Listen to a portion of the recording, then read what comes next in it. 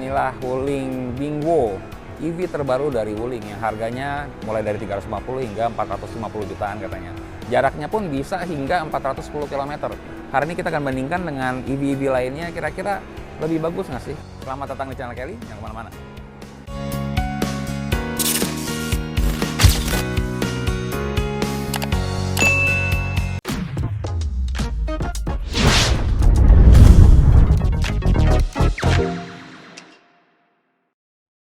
Ya, sekarang saya bicara mengenai desainnya ya. Mobil ini panjangnya itu tidak sampai 4 meter, jadi cukup compact ya.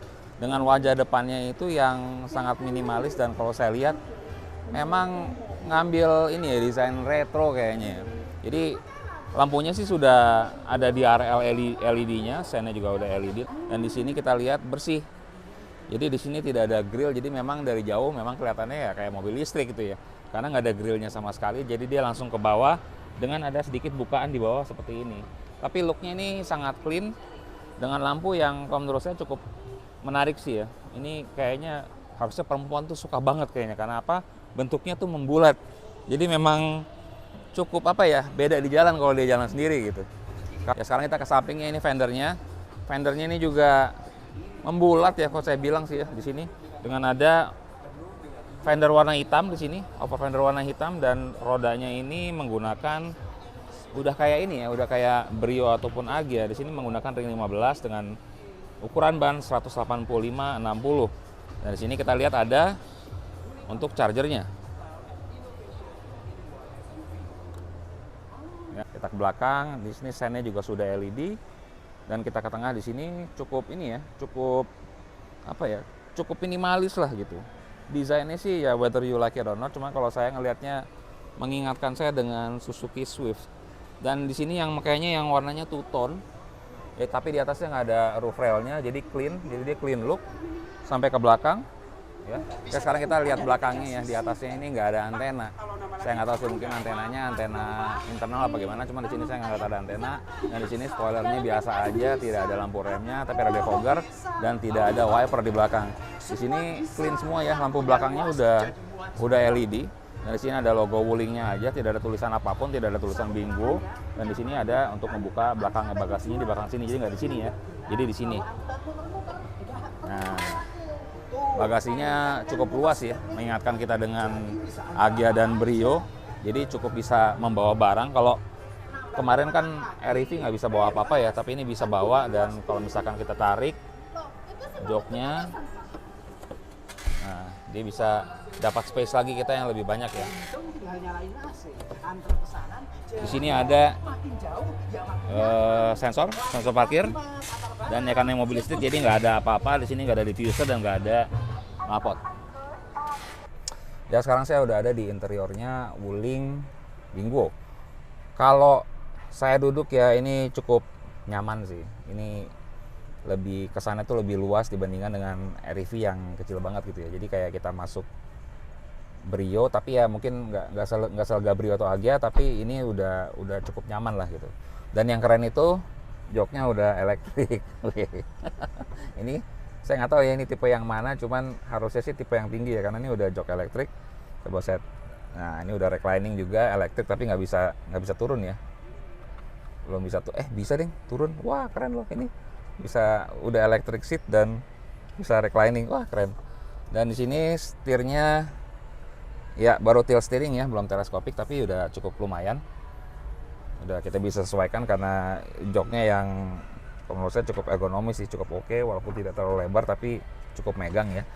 Nah kalau di sini kita bisa bandingkan dengan REV ya, mobil ini bisa dibilang build quality-nya lebih baik ya. Jadi nggak seperti REV yang memang kalau build quality itu kelihatannya seperti seadanya, tapi kalau ini didesain dengan cukup baik ya. Dengan di sini lihat kita ini udah empuk ya, dashboardnya, MID-nya juga di sini cukup memanjang, modelnya mirip sih dengan REV.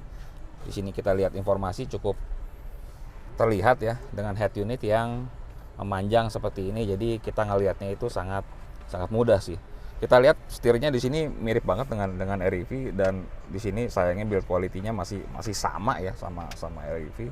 Kalau udah agak lama ini kelihatannya nggak terlalu bagus, agak-agak flimsy gitu ya, nggak terlalu nggak terlalu kuat. Dan di sini kita lihat ini mengingatkan kita sekali dengan REV karena di sini ya transmisinya bulat seperti ini ya, dan di sini ada electronic parking brake, dan di sini ada cup holder. Di sini saya taruh buat HP, dan joknya ya di sini joknya udah sintetis ya. Kayaknya sih belum leather sih, cuma keren. Di sini ada stitching white-nya. Ya di sini juga ada dual color ya, jadi hitam dan putih. Jadi oke sih. Oh ya, lampunya juga ada putih. Di sini ada vanity mirror tapi belum ada lampunya. Tapi di sini warnanya udah putih dengan tombol hazard di sini. Ini lucu sih. Tadi saya cari-cari ternyata tombol hazardnya di sini nih. Nah, ini juga buat penumpangnya juga ada kacanya.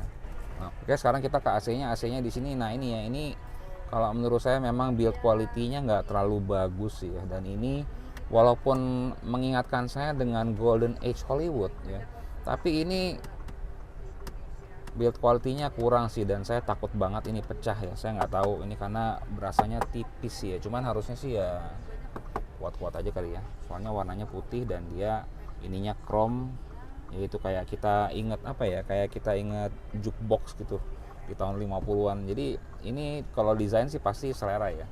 Cuma kalau saya sih nggak terlalu cocok sih sama desain ini, takutnya bosan aja gitu. Dan yang menarik tuh di sini tidak ada apa-apa, jadi kita bisa gerak dengan leluasa. Ini buat apa ya? Oh, ini buat gantungan. Jadi kalau kita kayaknya buat gantungan belanja deh. Lucu ya, kayak motor. Oh, ini ada USB, ternyata ada USB slot ya. Walaupun USB-nya baru A ya. Dan di sini ada lacinya. Sempit banget lacinya. Dan di sini ada airbags.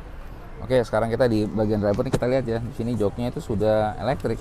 Ini keren sih. Ini mobil 300 jutaan atau 400 jutaan dikit, tapi ada elektrik ya.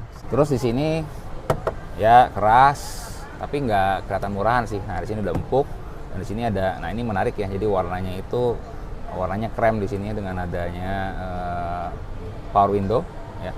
Dan di sini warnanya chrome, dan di sini speakernya juga warna chrome. Ini untuk mengangkat desain vintage-nya ya, retro look-nya ya. Di sini ada traction control, dan di sini ada settingan untuk lampu, untuk naik turunnya lampu ya. Dan ini kayaknya settingan untuk spion sih kayaknya.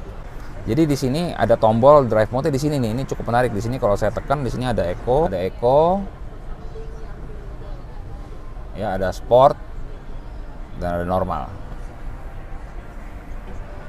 Ya, sekarang saya ada di bagian belakang. Ya, ini kan bukan mobil keluarga ya. Jadi ini untuk mobil nyetir sendiri atau mungkin nganterin anak sekolah gitu. Jadi nggak jauh-jauh.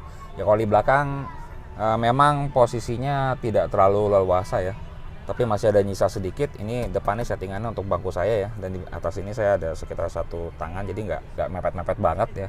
Tapi di sini memang untuk ergonomi kita duduk memang kurang ya, karena kan saya tingginya 177, jadi di sini ada sekitar space sedikit, jadi saya tidak bisa duduk dengan full gitu ya. Tapi di sini nggak ada gundukan sih, jadi cukup menarik.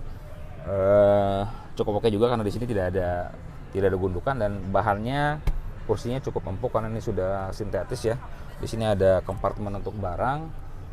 Belum ada headrest ya di sini ya. Di sini atasnya bahannya itu cukup halus ya. Tapi di sini tidak ada AC, tapi ada satu cup holder. Ya, itu aja sih. Saya nggak ngelihat Isofix. Oh, ada. Ini ada Isofix ya.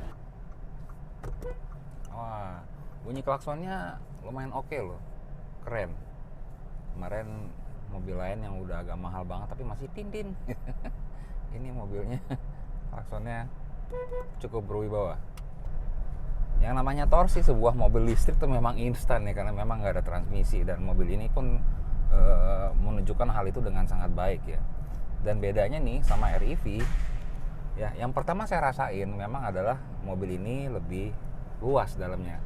Ini kayak kita naik Brio atau kita naik Agya, jadi dalamnya tuh berasanya lebih proper lah. Dan satu hal lagi, ini AC-nya cepet dingin. Kalau REV tuh kayak apa ya, kayak agak anget gitu AC-nya, cuman ini lebih dingin. Nah, ini saya sambil ngegas sedikit ya. Saya akan coba manuvernya ya. Ini masih kecepatan rendah sih, jadi nggak terlalu. Nah, suspensinya kalau saya rasain depan agak keras ya, tapi belakang empuk sih. Nah, ini torsinya, saya senang banget sih sama torsi kalau mobil listrik ya. Kita udah coba beberapa kali mobil listrik tuh emang bikin happy lah torsinya. Ya, sekarang kita coba remnya. Ya, lumayan sih. oke juga remnya. Ya, visibilitas mobil ini kalau menurut saya cukup baik dengan tidak meninggalkan blind spot, karena depan kiri kanan tuh cukup kelihatan ya, belakangnya pun dari spion yang kecil ini cukup kelihatan. Driving experience ya, mobil ini sih ya cukup oke ya, sesuai dengan bayangan kita. Mobilnya terasa lebih pendek walaupun mobilnya ini tidak terlalu panjang ya, mobilnya tuh nggak sampai 4 meter dan cukup menyenangkan kalau dibawa. Yang fun mengenai mobil ini sih memang ya karena mobil listrik tuh pertama nggak ada suaranya, jadi memang sangat hening ya di dalam. Yang saya hanya kedengaran sekarang itu hanya AC. Nah, bagi Anda yang tertarik untuk beli mobil ini memang nggak bisa langsung dapatkan sekarang. Jadi inden itu perkiraannya itu bulan Januari ataupun Februari. Jadi ada 2 tipe, yaitu tipe 333 dan tipe 410. 33 ini melambangkan jaraknya ya. Jadi 333 km dan yang ya asumsi saya ya, yang long range itu 410 km dengan harga antara 350 juta hingga 450 juta ya. Kekhawatiran orang mengenai mobil listrik selama ini tuh adalah baterai yang mahal ya, tapi ini cukup luar biasa ya, karena Wuling memberikan promosi kepada 1000 orang pertama yang membeli mobil ini akan diberikan garansi baterai seumur hidup. Ini saya dengarnya terus terang sampai ketawa gitu ya, karena saya agak nggak percaya, tapi ternyata benar. Jadi ada 3 hal yang dijadikan garansi dari Wuling. Yang pertama itu adalah dari baterai, dari motor listrik, dan dari MCU ya. Sekarang saya lagi mundur nih, ini kameranya bekerja dengan sangat baik ya, walaupun di sini layarnya kecil banget ya, jadi kelihatan kecil, tapi kalau saya belok ini pun belokannya ngikut gitu ya, mobilnya kameranya juga ngikut, jadi cukup keren. Bagaimana dengan kenyamanan mobil ini? Rasanya sih kedap ya, jadi saya nggak terlalu ngedenger suara di luar, cuman karena memang kita nyobainnya lagi di mall, nggak di jalan umum. Tapi kalau so far sih, kalau untuk kenyamanannya dari kekedapan oke, dari suspensi juga cukup ya, karena ini adalah mobil kecil, jadi memang saya kepengen banget sih nyobain sebenarnya mobil ini tuh di tol tuh kayak gimana, apakah kelempar sana sini kayak mobil city car pada umumnya. Saya tadi baru agak seruntulan nyobain mobil ini, dan kita di mall ini kan memang banyak bump in bump out gitu ya, jadi tadi saya coba sih suspensinya kalau menurut saya cukup oke, karena tadi saya hajar dari atas, saya turun ke bawah, dan saya langsung dengan kecepatan tinggi, mobil ini bisa manuver dengan sangat baik ya. Jadi dengan torsinya yang memang sangat oke, namanya juga mobil listrik tanpa transmisi, jadi saya tidak kehilangan momen untuk membuat mobil ini berkecepatan tinggi. Jadi enak sih mobil ini. Selain itu juga punya visibilitas yang sangat baik ya, karena kacanya cukup lebar, tapi memang kalau dari ergonomi duduknya dibandingkan dengan dashboard itu berasa agak turun ya. Jadi kalau mobil pada umumnya ini agak tinggi, tapi ini kelihatannya tuh dashboardnya tuh agak di bawah kita gitu ya. Jadi sebenarnya ini membuat visibilitasnya tuh jadi lebih baik ya. Jadi kacanya tuh terlihat lebih besar, dan pilar A dan pilar B-nya, saya ngomong pilar A aja deh ya. Pilar A-nya ini cukup clear dengan spion yang masih menempel di ujung pilar. Tapi kalau buat saya sih kelihatan visibilitas untuk spion aja lebih oke ya. Jadi ini sih no problem menurut saya, oke aja. Dan tidak terlihat kalau mobil ini itu walaupun desainnya retro, tapi about this car is not retro, it's the future. Jadi membuat saya berpikir mungkin ya nanti Wuling akan mengeluarkan Bingo yang memang modelnya itu modern, cuman nggak tahu ya, ini cuma perkiraan saya doang sih. Nah, satu hal mengenai mobil ini yang saya baru ngeh belakangan adalah dimensi bagian dalam yang agak sempit. Jadi kaki kita terasa tidak terlalu bisa napak gitu.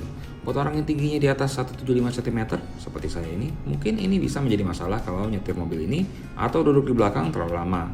Apa mungkin karena posisi baterai yang di bawah mobil ya, sehingga kita tidak bisa duduk dengan ideal?